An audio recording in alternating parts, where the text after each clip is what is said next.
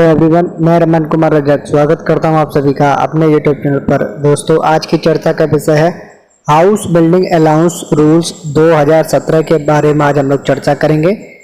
और ये जो टॉपिक है वो PORMS अकाउंटेंट एग्जाम में पूछा जाता है। तो जो लोग इस एग्जाम के लिए तैयारी कर रहे हैं उन लोगों के लिए आज की क्लास है। और इस क्लास से PA, पोस्टमैन और MTS के एग्ज़ाम में कोई भी प्रश्न नहीं पूछा जाता है। तो सबसे पहले जानेंगे कि ये कब रिलीज़ हुआ था। तो ये जो ऑफिस मेमोरेंडम है वो 2017 को जारी हुआ था।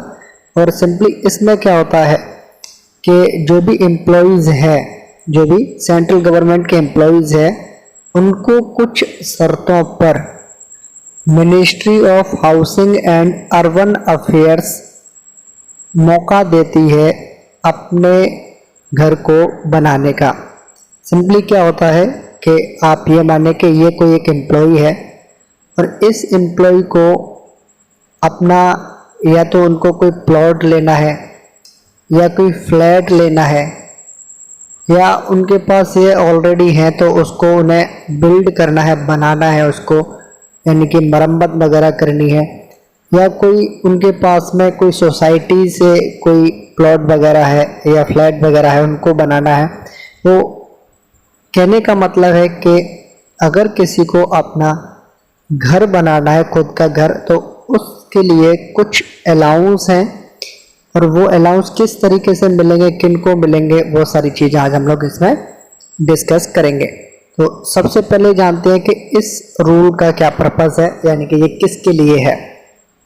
तो सिंपली इसमें यह है कि जो लोग अपना नया घर बना रहे हैं या जो प्लॉट ले रहे हैं, चाहे वो प्लॉट एम्प्लॉय खुद के नाम से ले या फिर अपनी स्पाउस के नाम से ले, यानी कि अगर एम्प्लॉय मेल है तो अपनी वाइफ के नाम से भी ले, और एम्प्लॉय अगर फीमेल है तो अपने हस्बैंड के नाम से भी लेते हैं, या दोनों जॉइंट लेते हैं या दोनों अलग अलग किसी एक के नाम पर लेते हैं, तो वो अपना नया घर बनवा सकते हैं।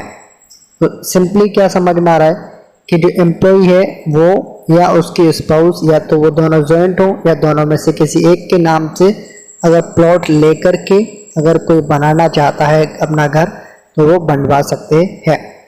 या किसी ने कोई प्लॉट खरीदा है या उसको बनवाना चाहते हैं, तो इसके लिए भी ये रूल अप्लाई होंगे।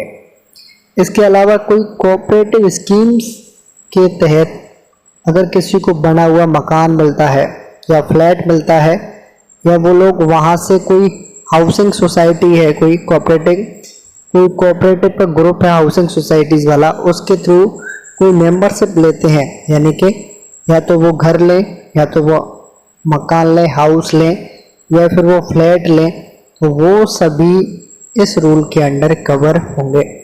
इसके अलावा जो कोई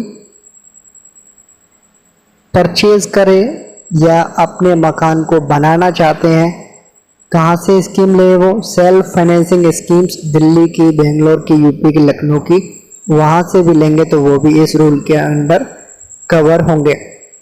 और इसके अलावा कि अगर किसी को आउटराइट परचेज करना है, न्यू रेडी बिल्ट हाउस करना है, या हाउसिंग बोर्ड के फ्लैट्स अगर किसी को लेने हैं, सिंपली इसका मतलब क्या है कि बना हुआ मकान अगर किसी को लेना है, या हाउसिंग बोर्ड के जो फ्लैट्स हैं वो लेने हैं, या कोई डेवलपमेंट अथॉरिटीज़ है, या कोई सेमी गवर्नमेंट बॉडी है, या कोई रजिस्टर्ड कोई बिल्डर है, वहाँ से अगर कोई मकान लेता है या फ्लैट लेता है या प्लॉट लेता है, या प्लॉट लेने के बाद उसको बनवाते हैं, तो वो सभी इस रूल के अकॉर्डिंग आएंगे। लेकिन प्राइवेट से अगर कोई व्यक्ति खरीदता है, यानी कि एक व्यक्ति से दूसरा व्यक्ति कोई खरीदता है और ये व्यक्ति एम्प्लॉय है, गवर्नमेंट एम्प्लॉय है सेंट्रल गवर्नमेंट का, तो वो ये जो परचेज है वो इस रूल के अकॉर्डिंग नहीं मानी जाएगी। तो सिंपल सा कहने का क्या मतलब है, कहने का सिंपल सा, इन सारी चीज़ों से आप लोग प्लॉट ले सकते हैं इन रूल्स के अकॉर्डिंग, या फ्लैट ले सकते हैं, या फिर आप लोग बना हुआ मकान ले सकते हैं, या फिर प्लॉट लेकर के आप लोग मकान बनवा भी सकते हैं। तो इसके लिए आप लोगों को अमाउंट मिलेगा, यानी कि पैसा मिलेगा, और उस पैसे पर आपको क्या करना है, उस पैसे पर आप लोग को इंटरेस्ट देनी होती है, यानी कि ब्याज देनी होती है। सिंपली आप लोग समझे, एक तरीके से आपको हाउस लोन मिलने वाला है। बाकी और क्या इसमें रूल्स हैं, इनके बारे में देखते हैं। कौन एलिजिबल है, इसके लिए कौन एलिजिबल है, तो कोई भी permanent government employee. Permanent government employee से मतलब है कि पोस्ट ऑफिस में एमटीएस से ऊपर के जितने भी हैं, चाहे वो पोस्टमैन, मेल गार्ड, पीए, ऐसे या जो कोई भी हो, वो सभी इसके अंडर कवर होते हैं। और इनके अलावा अगर कोई एम्प्लॉय है तो ये किन की बात की जा रही है, ये किन की बात की जा रही है, एक्चुअल में ये जो रूल्स हैं वो सेंट्रल गवर्नमेंट ने सेंट्रल के एम्प्लॉयज़ को ध्यान में रखते हुए बनाए हैं। इसमें कई जगह पर आप लोगों को पोस्ट ऑफिस के जो रूल्स हैं, जैसे पोस्ट ऑफिस के रूल के अकॉर्डिंग अदर एम्प्लॉयज़ में हमारे जीडीएस होने चाहिए थे, लेकिन यहाँ पर उनको बेनिफिट्स नहीं मिलता है। तो ऑल अदर एम्प्लॉयज़ जिनको 5 साल कंटिन्यूस सर्विस में हो गई हैं, तो वो भी इस स्कीम के तहत लाभ ले सकते हैं। इसके अलावा all India service deputed service के अंडर जितने भी मेंबर्स हैं, चाहे वो सेंट्रल गवर्नमेंट से हो, किसी कंपनी से हो, किसी एसोसिएशन से हो, या फिर इंडिविजुअल बॉडी से हो, तो वो भी इन सब के अंडर कवर होते हैं। इसके अलावा यूनियन टेरिटरीज और नॉर्थ ईस्ट फ्रंटियर एजेंसी के जो एम्प्लॉयज़ हैं वो भी इसके अंडर आएंगे। स्टाफ और artist of all India radio जो कि इन सारी कंडीशंस को फुलफिल करते हैं, वो भी इसके अंडर आएंगे। तो एक्चुअल में ये क्या है, ये है आपकी एक एम्प्लॉयज़ की लिस्ट कि कौन इसके अंडर में आएगा। तो आप लोग पोस्ट ऑफिस के अकॉर्डिंग देखें तो पोस्ट ऑफिस के अकॉर्डिंग एमटीएस और उससे ऊपर के जितने भी एम्प्लॉयज़ हैं वो इसके अंडर कवर किए जाएंगे। नेक्स्ट में है cost ceiling conditions. Cost ceiling condition में क्या आएगा, इसमें सिंपली ये आएगा कि आप लोगों को कितना अमाउंट मिल सकता है। तो मान के चले कि किसी की बेसिक पे 25,500 है, यानी कि पीए की बात कर रहे हैं, और एक बात करते हैं हम लोग एमटीएस के लिए, यानी कि 18,000 बेसिक पे वाला व्यक्ति है। तो इस बेसिक पे का 139 इतना जो अमाउंट है, और इसका 139 से इसको मल्टीप्लाई करना है, इतना आप लोग क्या ले सकते हैं, हाउस बिल्डिंग के नाम पर आप लोग एक तरीके से पैसा ले सकते हैं। तो किसी किसी की बेसिक पे आप लोगों को पता होगा कि किसी की मान के चलते 90,000 बेसिक पे है, तो क्या उनको 139 गुना बेसिक पे का पैसा मिलेगा। तो इसकी एक अपर लिमिट भी तय की गई है, और वो अपर लिमिट है 1 करोड़, यानी कि या तो आप 1 करोड़ से नीचे का अमाउंट ले सकते हैं। अधिकतम हाउस बिल्डिंग अलाउंस के लिए आप लोग 1 करोड़ रुपए की राशि ले सकते हैं। तो अगर कोई एमटीएस है तो एमटीएस का अपनी बेसिक पे का उनको 139 से मल्टीप्लाई करना है, इतना आपको अधिकतम पैसा मिल सकता है। और अगर किसी की बेसिक पे ज़्यादा है तो 1 करोड़ से ज़्यादा पैसा उनको इस हाउस बिल्डिंग अलाउंस के अंडर नहीं मिलेगा। तो इस तरीके से आप लोग अपनी बेसिक पे को 139 से मल्टीप्लाई करके आप लोग देख सकते हैं कि आपको कितना पैसा हाउस बिल्डिंग अलाउंस के लिए मिल सकता है। Next, amount of advance. Advance का सिंपल सा मीनिंग क्या है, सिंपल सा मीनिंग ये है कि अगर आप लोग अपने डॉक्यूमेंट की जो फॉर्मेलिटीज़ हैं, डॉक्यूमेंट्स वगैरह की जो फॉर्मेलिटी हैं, उनको पूरा करने से पहले अगर आपको कुछ पैसा चाहिए तो उसे कहते हैं एडवांस। तो एडवांस में कुछ पैसा मिलता है, वो कितना मिलेगा, पूरी सर्विस में पूरी लाइफ में सिर्फ और सिर्फ आपको एक बार ही एडवांस मिलता है।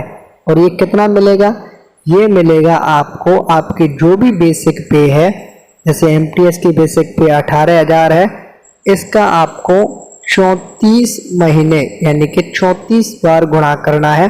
34 से आपको इसको मल्टीप्लाई करना है।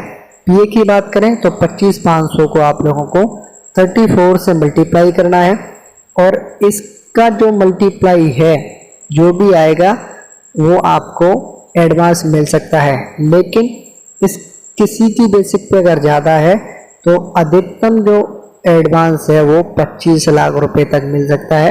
इससे ज़्यादा का किसी को एडवांस नहीं मिलेगा, इस बात का आप लोग ध्यान रखें, भले ही उनकी बेसिक पे का 34 टाइम्स कितना भी हो। इस बात का आप लोग ध्यान रखें। ये तो है न्यू वालों के लिए, यानी कि जिनको नए मकान या फ्लैट वगैरह लेने थे। जिनको पुराने मकान को ही सही करना है, उसको दोबारा से रीबिल्ड करना है या उसको सुधारवाना है या उसकी एक तरीके से क्या मरम्मत करवानी है, तो उनको क्या होता है कि उनकी जो भी बेसिक पे होती है उसका 34 टाइम्स पैसा मिलता है।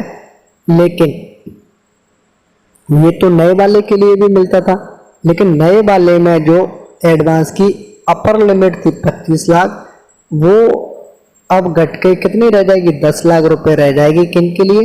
जिनके पास मकान तो ऑलरेडी है लेकिन उनको मकान की मरम्मत करनी है या सुधरवाना है या किसी भी तरीके से उसे रीबिल्ड करना है, तो उसके लिए अधिकतम आप लोग 10 लाख रुपए तक का एडवांस ले सकते हो। तो इस तरीके से आप लोग अपने अपनी बेसिक पे का मल्टीप्लाई कर सकते हैं।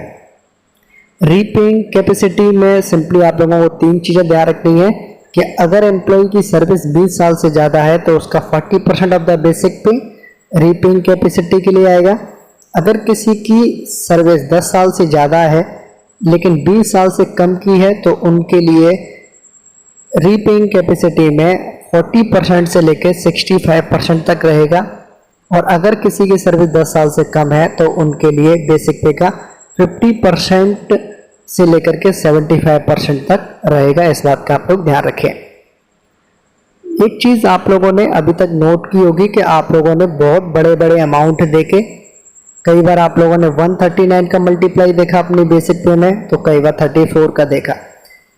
तो इस पैसे के लिए जब भारत सरकार देती है आपको इतना पैसा, लगभग कई जगह पर 1 करोड़ की बात भी हम लोगों ने की है, तो क्या इसका कोई फ़ायदा भारत सरकार को होने वाला है इस स्कीम से?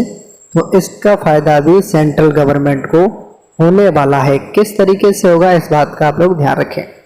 कैसे होगा? मान के चलते हैं कि एक एम्प्लॉय है, उसने 10 लाख रुपए हाउस बिल्डिंग अलाउंस के नाम पर गवर्नमेंट से लिए, तो गवर्नमेंट इस पर पहले 8.5% की इंटरेस्ट रेट से ब्याज लेती थी। यानी कि एक तरीके से आपको लोन मिलता था जिसकी रेट क्या थी, 8.5%।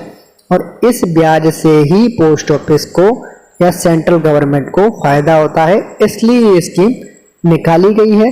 एम्प्लॉय को फायदा ये होता है कि उनको इतना बड़ा जो अमाउंट है, चाहे वो एडवांस के रूप में हो या टोटल अमाउंट के रूप में हो, इतना पैसा उनको लगभग एक साथ मिल जाता था और वो अपना सपनों का घर बना सकते थे, जिसे हाउस बिल्डिंग अलाउंस के अंडर में कवर किया जाता है।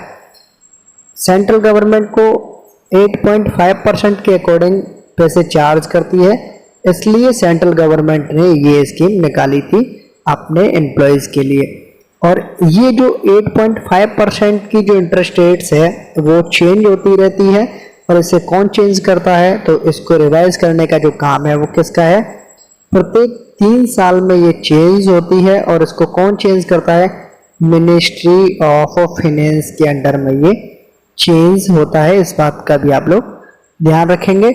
और नेक्स्ट हम लोगों को क्या करना है, नेक्स्ट में है ये है डिसबर्समेंट, कि डिसबर्समेंट कैसे होगा पैसे का, उसके बारे में भी आप लोग देखें कि पैसा आप लोगों को कैसे मिलने वाला है। पैसा आप लोगों को कैसे मिलने वाला है उसके बारे में देखें कि जो भी आप लोग एडवांस लेते हैं, advance for purchase of ready built house can be paid in one lump sum, यानी कि या तो आप एक साथ ले सकते हो, जो भी आप लोगों को पैसा लेना है एक साथ ले सकते हो पूरे अमाउंट को, या फिर आप लोग 3 महीने के अंडर में ले सकते हो। तो इस तरीके से आप लोग पैसे को जो भी प्रोसीजर है डिसबर्समेंट का उस तरीके से आप लोग ले सकते हैं। नेक्स्ट आप लोगों को क्या करना है, नेक्स्ट में है mortgage and creation of second charge, यानी कि किस तरीके से अलग अलग चार्जेस लगते हैं उसके बारे में भी हम लोग चर्चा कर लेते हैं। नेक्स्ट में जानेंगे सिंगल स्टोरी और डबल स्टोरेड जो हाउस होते हैं। सिंपली जो स्टोरेड है इसका मतलब क्या है, इसका मतलब होता है मंजिला, यानी कि एक मंजिल, या डबल स्टोरेड हाउस का मतलब होता है 2 मंजिल मकान। तो इनके संबंध में क्या रूल है इसको भी आप लोग एक बार देखें।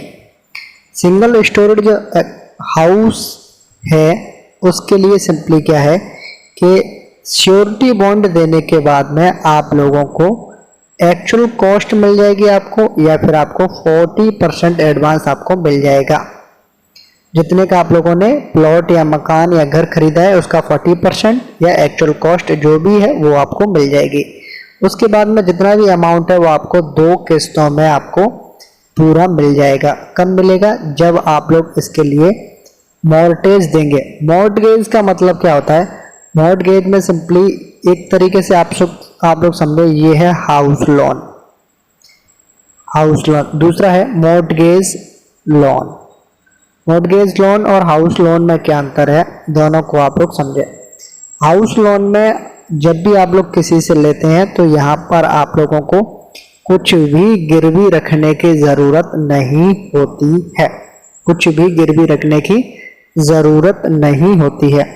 वहीं बात करें मॉर्टगेज लोन के बारे में, जब भी इस तरीके से कोई पैसा लेता है तो इसमें कुछ ना कुछ आप लोगों को गिरवी रखना होता है जहां से भी आप लोग ये लेते हैं।